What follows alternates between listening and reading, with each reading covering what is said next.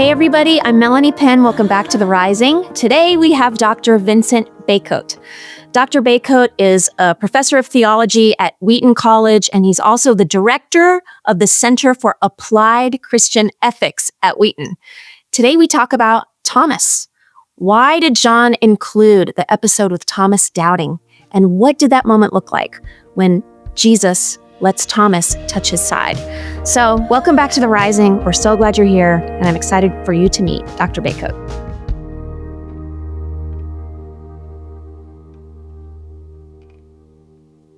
Dr. Vincent Bacote, thank you so much for being on The Rising today. It's so great to meet you.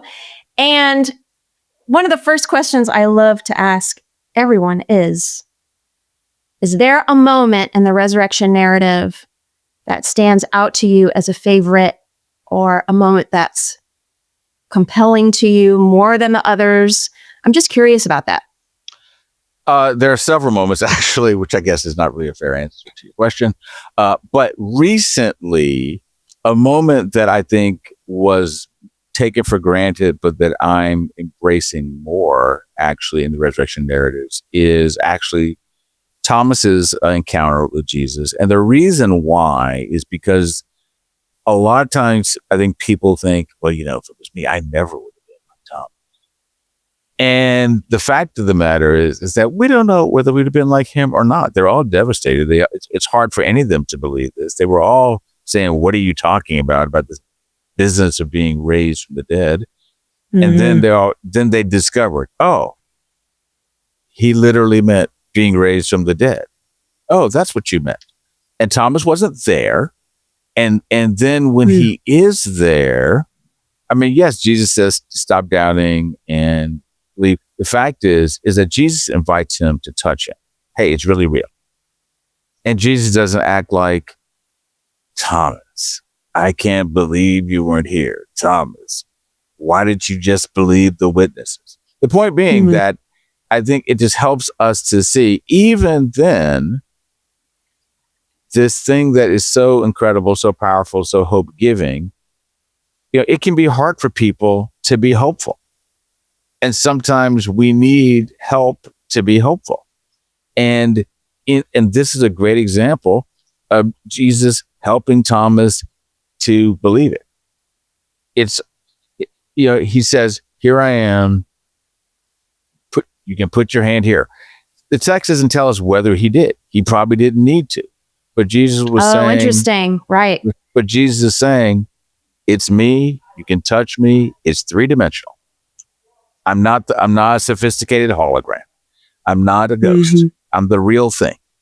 And so I think that, to me, is something that's become more important, because people have their peaks and valleys in their faith. And even if they say, no, I believe this, they might start thinking, oh, I just don't know. Well, and what I sometimes want people to think about when I teach about it is, it's so easy to be familiar with the story that people take it for granted. And what I ask them is, well, when do you go to a funeral, do you expect to see somebody 3 days later? Right. Most of you don't go to a funeral expecting to see someone 3 days later. Well, they didn't either. It's wild. Did. It's totally wild. Exactly. And so I want people to be re-familiarized with it and how amazing that it is. And I think thinking about the Thomas part really can help us to be patient with ourselves when we're having our moments where we're saying, it's so hard for me to have the confidence I had last week or last year or 5 years ago or whatever. And to recognize that God knows you, God loves you, God's patient with you, and you are not the first person to have wondered, could this really be real? That's a hugely traumatic, devastating thing. Even though Jesus was telling us what's going to happen, but when it goes down, it's like, oh my gosh. And you just might not know which way is up. And, God can handle that when we have those types of things. Only a couple chapters before that episode with Thomas is the one who's saying to the disciples, let's go to Jerusalem and die with him. Mm-hmm. Like, he's all in. It's not like, It's not like his whole legacy is doubting. Right. And sometimes I wonder if a follower like Thomas, who was like, I'm going to go die with Jesus, then Jesus actually dies and he's left. Like, was the devastation for him just too great? And he was like, I won't believe it. I can't believe this. This is too devastating. I can't go through anything else. Yes. And we don't talk about that moment in Thomas's life. And he's like, let's go die with him. Yeah. So and the thing you're saying about doubts, it's sweet to me that Thomas says, according to John, unless I see his hands inside, I won't believe. And Jesus says, okay, well, here's my hands inside. But then to Mary Magdalene in the garden, he says, don't touch me. She already believed. It's almost like Thomas needed that. Yeah. Mary Magdalene didn't. So Jesus is like, I wonder if he says that today, like, what are your specific doubts? I'd love to meet your specific doubts, but do we even take the time to ask? Do we even take the time to define what the doubts are?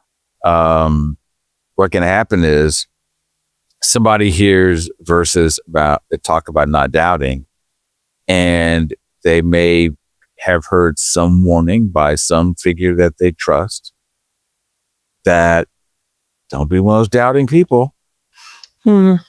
And I think it's not dealing with kind of the whole constellation of what doubt could be. It's not just one thing.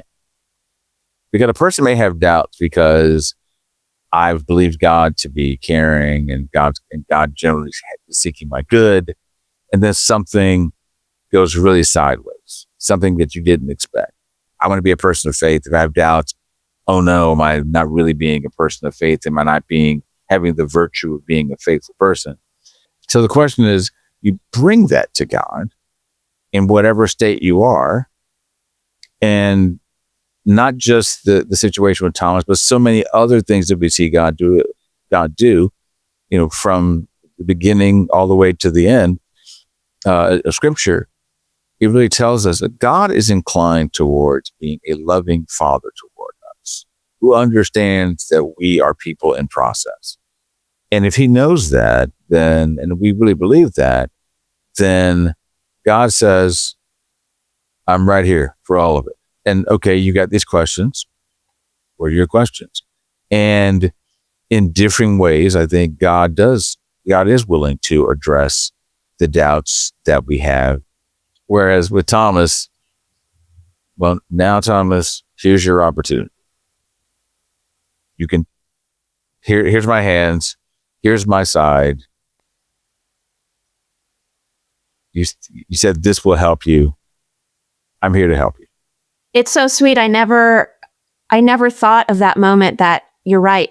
Thomas probably didn't then like stick his hand in his side or like actually, that's what's always depicted in the paintings, right? Yeah. Right. Like Thomas says, okay, I'll stick my hand. But if the resurrected Christ is standing before you with his scars, that's probably all you need.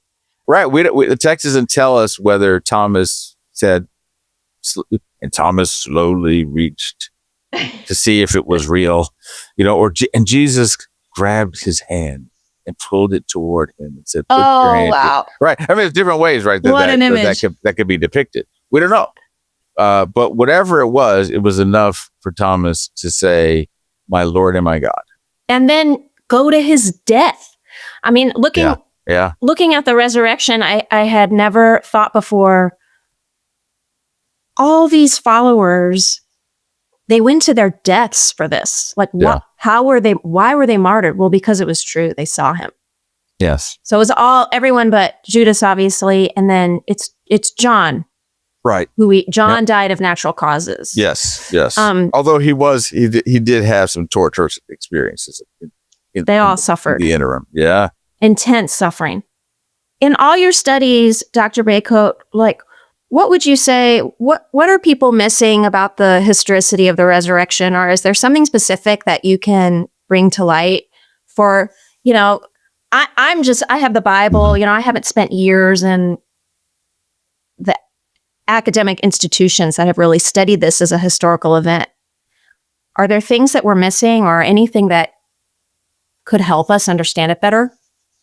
it's important to, in a way, have a commitment to keeping our awareness of the truth of the resurrection fresh. And by fresh, I mean like almost like we keep discovering its reality anew. And so I think recognizing the fact that this is such a singular, history-changing event, and staying in awe of that is really important. And one of the ways I think we can what we wind up missing if we're over-familiarized is we don't think about something like where Paul says in 1 Corinthians 15 that more than 500 people saw him at one time. That's like a fascinating statement in the scriptures. It is. It's fascinating. And the reason that's important is because it tells you that there are multiple witnesses. And here's the thing about that. He comes toward them. He doesn't say, okay, go make disciples of all nations, open parenthesis, except for you doubters, close parenthesis, right? It's none of that.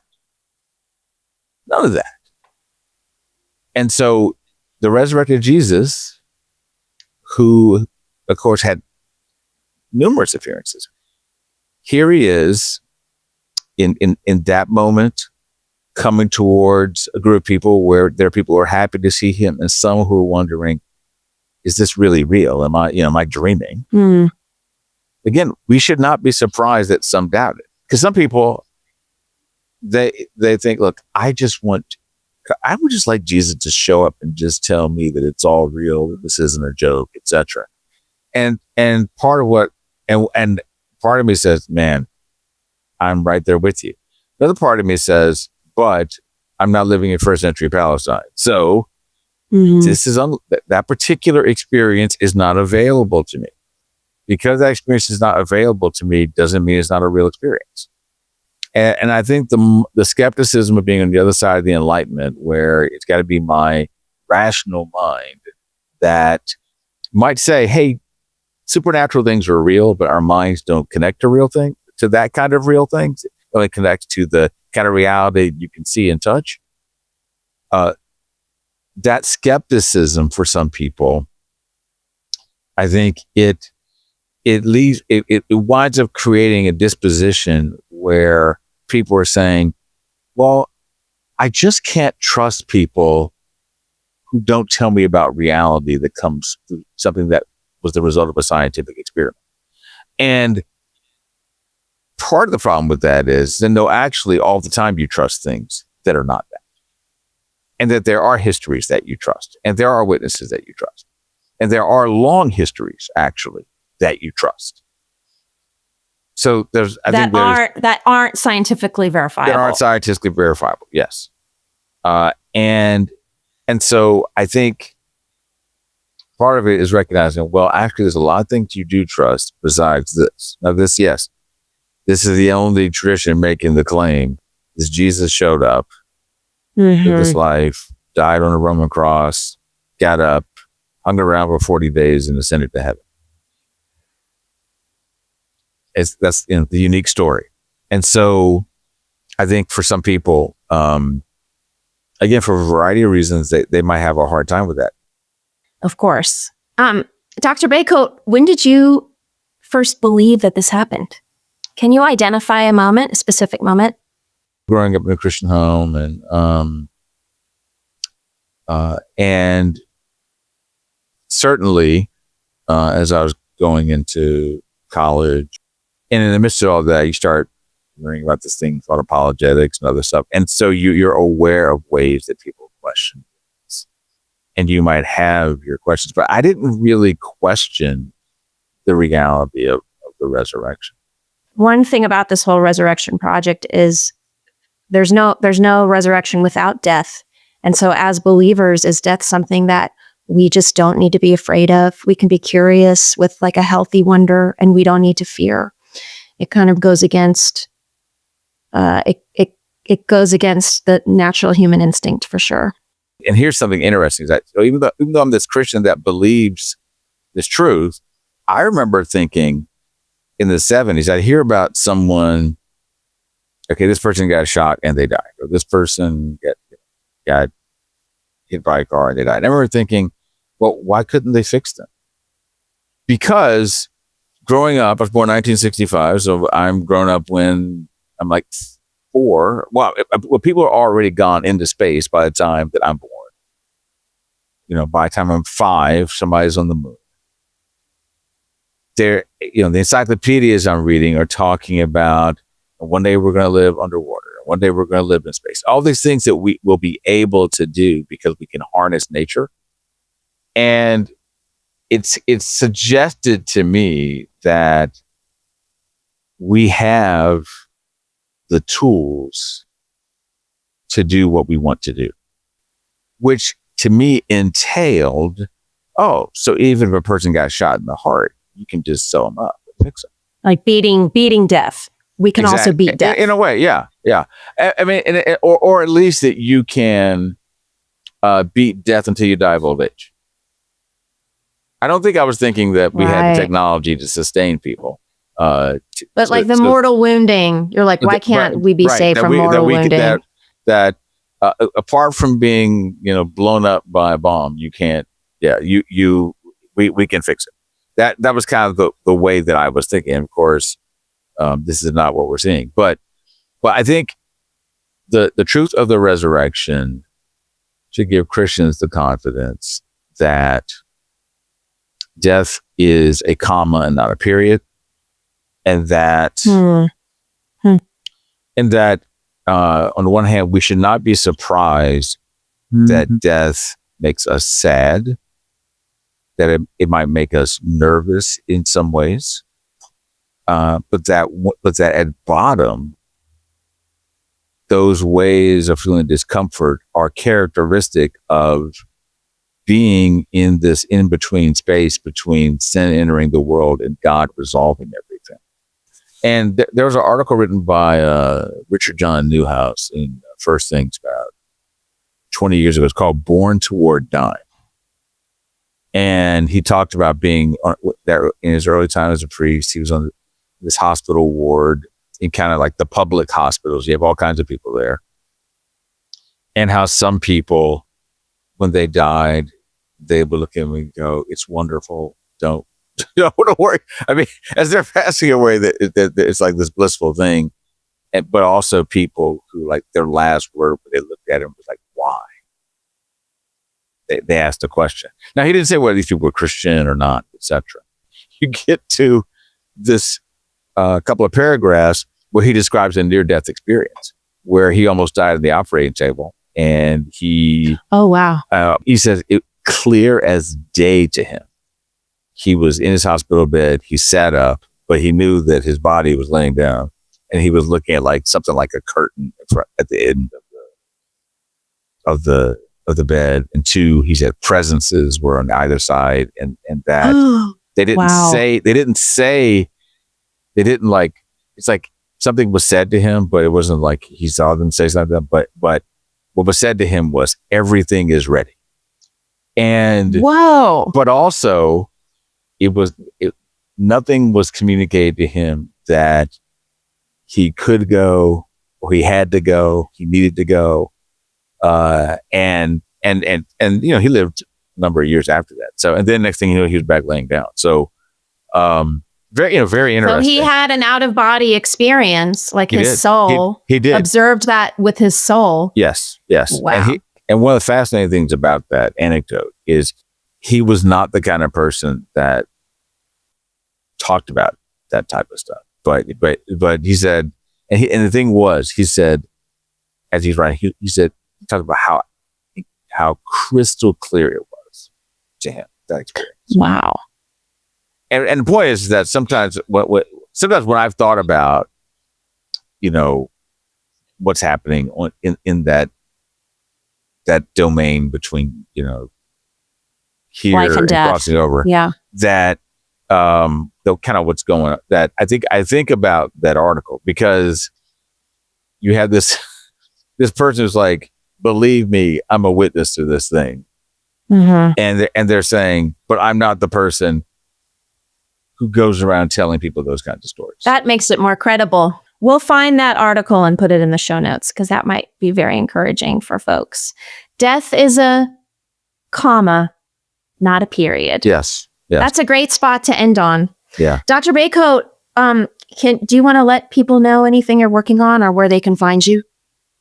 Yes, thank you so much. So you can find me first at my personal website, www.vincentbacote.com, VINCENTBACOTE.com.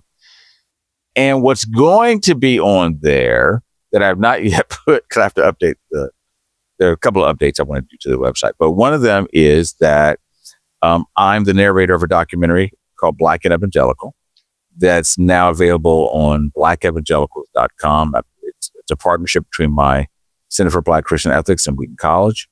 But on blackevangelicals.com, that you'll get them all that information, including if people want to schedule a screening type of thing. Well, you're a busy man, so thank you for taking the time today to talk about the resurrection. Oh, this is just a delight. Dr. Vincent Bacote, so nice to meet you, and we'll see you next time on The Rising. Hey, everybody. Thanks for listening to The Rising podcast as we look further into the resurrection of Jesus. Did you know The Rising is also an album? The Rising is an album that I wrote that tells the story of Christ's resurrection. Each song on the album is written from a different perspective of someone who was actually there at the resurrection. Each guest on The Rising also has a perspective. And you know what? So do you. I would venture to say that your perspective is the one that I'm most interested in. Would so love it if you'd subscribe on YouTube, Spotify, or Apple Podcasts, and you can find new episodes on any of those platforms as well. If you want to get to know me better, you can find me on Instagram or go to melaniepenn.com and you can send me a message there. I make things for you, and I'm so glad that you are here for The Rising.